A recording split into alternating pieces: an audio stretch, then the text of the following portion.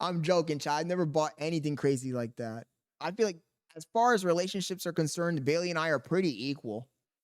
I mean, she's bought me some gifts. I bought her some gifts. She pays her rent. I pay my part of the rent. We're pretty much 50-50. I pay. The only extra thing I do is I pay for the food. She doesn't pay for food. And I've been helping with the baby stuff. But she bought a lot of baby stuff too, so. Lacey at the same time. And as soon as she started dating Lacey, but I'm pretty 50-50. We're like, okay, we're not 50-50. We're like, I'm going to say 60-40. We're probably 60-40, if I'm keeping it honest. He says, y'all decided the 50-50. It wasn't natural. He says, good for making her pay rent. Of course, James. Of course.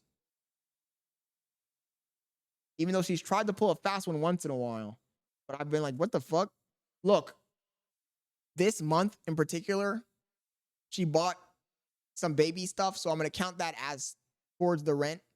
But in reality, like, all the other months I've been like, you got to pay. She gets mad sometimes, but I'm like, you got to pay your rent. Where's my rent at? Where's the rent at? And she's like, oh my God, I can't believe I'm paying you to live here. What the hell? And I'm like, dude, there's no free tickets. I need my rent. I need my goddamn rent. He says, Scott, don't speak too loud now. I need my money. I need my money.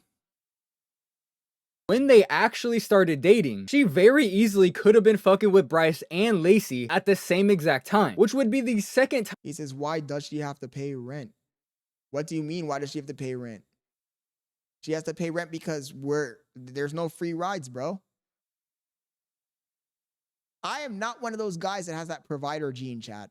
I've said this a bunch of times. I said that if you're a man and you have the provider gene, you're fucked. I am not a provider male. I am fucking the opposite of that.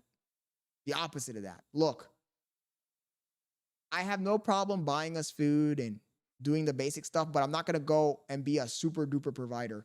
We had a whole argument with her friend. Her friend Jen was trying to put shit in her head. Like, oh my God, I can't believe he makes you pay rent. Oh my God, I can't believe he doesn't buy you flowers every week. Oh my God, I can't believe he doesn't do this. I can't believe he doesn't do that. And I'm like, you got the wrong nigga in this bitch because I ain't never doing any of that shit. I could love you with all my heart, all my soul. I'm not doing it. I'm not doing it. I'm not that guy. You got the wrong guy. And the thing is that since we've been dating since day one, I always tell you guys, when you start dating someone, you gotta be real from day one. I never did the switcheroo. I'm not the kind of nigga who does the switcheroo, chat.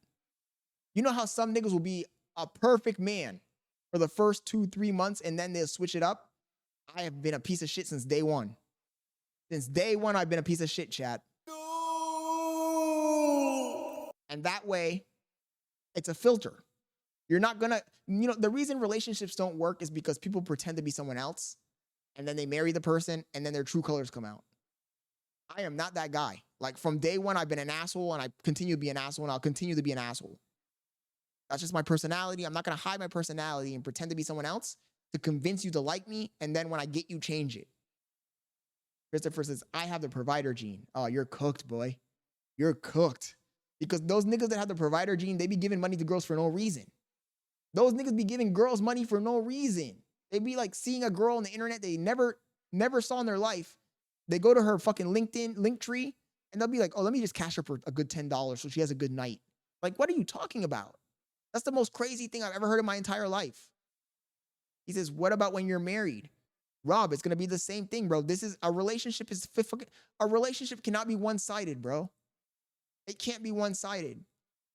If you are in a relationship with somebody and you give them everything, you're going 80-20, you're going 90-10, you're going to get resentment towards that person, bro.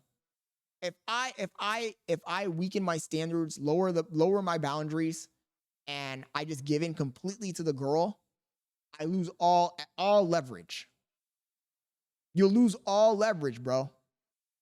And the girl will lose interest in you. You're too easy. You're too easy.